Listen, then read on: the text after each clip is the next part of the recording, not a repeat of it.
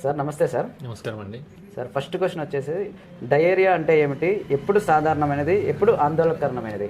సాధారణంగా డయేరియా అంటే ఒక వ్యక్తి సాధారణంగా 3 సార్ల కన్నా ఎక్కువగా మోషన్స్ అయినట్లయితే వన్ డేలో, కన్సిస్టెన్సీ అంటారు, నీళ్ళ అయినట్లయితే, ఫ్రీక్వెన్సీ పెరిగినట్లయితే 3 సార్ల కన్నా ఎక్కువ అయ్యి ఆ కన్సిస్టెన్సీ దాని యొక్క ఏమంటారు కన్సిస్టెన్సీ అనగా నీళ్ళ అయినట్లయితే దాన్ని డయేరియా అనొచ్చు. సాధారణంగా చిన్నపిల్లల విషయంలో తల్లిదండ్రులు బాగా కంగారు పడుతుంటారు. రెండు సార్లు అనేది సర్వసాధారణం చిన్నపిల్లల్లో.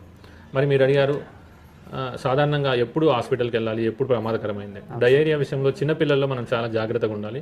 సో వాళ్ళ యొక్క కళ్ళు లోతుకు వెళ్ళినా కానీ ఇలా మనం స్కిన్ లాగి వదిలిన వెంటనే 3 సెకండ్స్లో వెళ్ళాలి స్కిన్ యథాస్థానానికి. లేకపోతే వెళ్ళకపోయినట్లయితే అప్పుడు సమ్ డిహైడ్రేషన్ ఉంది అంటే నీటి శాతము మరియు లవణాల శాతము శరీరంలో తగ్గిందని అర్థం. సో అటువంటి పరిస్థితుల్లో పిల్లల్ని హాస్పిటల్లో జాయిన్ చేయాలి.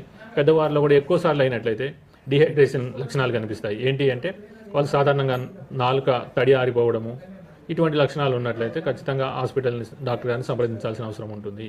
సో మీరు సాధారణంగా డయేరియా విషయాలు మాకు ఒక 10 టైమ్స్ అయ్యాయి అని నెగ్లెక్ట్ చేస్తుంటారు. సాధారణంగా ఎప్పుడైతే నీళ్ళ విరేచనాలు అవుతున్నాయో పెద్దవారు కానీ ఎవరైనా కానీ నెగ్లెక్ట్ చేయకూడదు. ఎందుకు అంటే లవణాలు అనేటివి బాడీ నుండి వెళ్ళిపోయినప్పుడు వాళ్ళు అవి హార్ట్ మీద ప్రాబ్లం పడే అవకాశం ఉంది. కాబట్టి ఎప్పుడైనా మీరు డాక్టర్ గారి దగ్గరికి వెళ్ళినట్లయితే కొన్ని టెస్టులు అడ్వైజ్ చేస్తుంటారు. మోషన్స్ ఒక 10 సార్లు అయ్యాయి అంటే సీరం ఎలక్ట్రోలైట్స్ అని చేస్తారు.